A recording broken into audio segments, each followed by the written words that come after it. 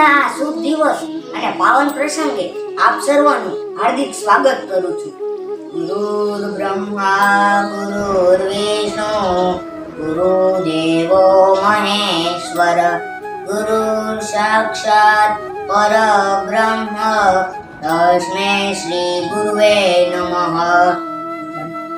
આજના આ યુગમાં યુવા પેઢીને એમ થાય છે કે આપણી પાસે આ સ્માર્ટફોન તેમજ કમ્પ્યુટર જેવા ઉપકરણો છે, જેમાં પણ આ ઇન્ટરનેટ એટલે બસ પતી જ ગયું, જેમાં ગમે તે માહિતી સર્ચ કરવાથી સઘળી માહિતી આમ ચપટી વગાડતા મળી જાય છે.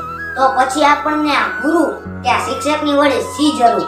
પરંતુ આ મારા વાલા વિદ્યાર્થી મિત્રોને કોણ સમજાવે કે એ માહિતી માત્ર સળગાવ્યા વગરના દીવડા તેમજ રંગ કર્યા વગરના ચિત્ર જેવી છે.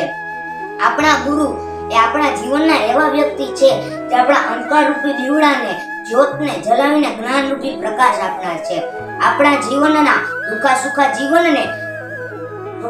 જીવનને કોરા ચિત્રમાં રંગ પૂરનાર છે. કોરા ચિત્રમાં રંગ પૂરનાર છે. જે આ કામ આ ઇન્ટરનેટ એટલે ભાઈ આપણું જાણીતું ગૂગલ આપણી જિંદગીમાં ક્યારેય ન કરી શકે. ગુરુ પૂર્ણિમા એટલે ગુરુના ઋણ ચૂકવવાનો તેમજ યાદ કરવાનો દિવસ.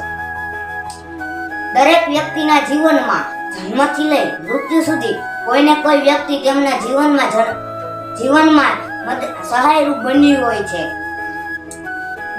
ગુરુની સાથે સાથે આપણા માતા અને પિતાનો પણ ઋણ સ્વીકારવો પડે, કારણ કે તેમણે આપણને આ દુનિયામાં લાવીને જીવન જીવતા તેમજ સાચા કે ખોટા માણસની ઓળખ કરતા શીખવ્યું.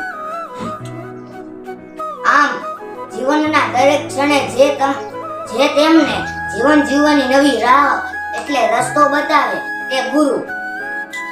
આજના આ શુભ દિવસે દરેક વ્યક્તિ કે જે વિદ્યાર્થી હોય કે કોઈ મોટા કામ કે ધંધા સાથે જોડાયેલા હોય, તેઓ બધાના પોતાના ગુરુ હોય છે. અને આજના આ શુભ દિવસ અને પાવન પ્રસંગે તેઓ બધા પોતપોતાના ગુરુઓનો ઋણ સ્વીકાર કરે છે.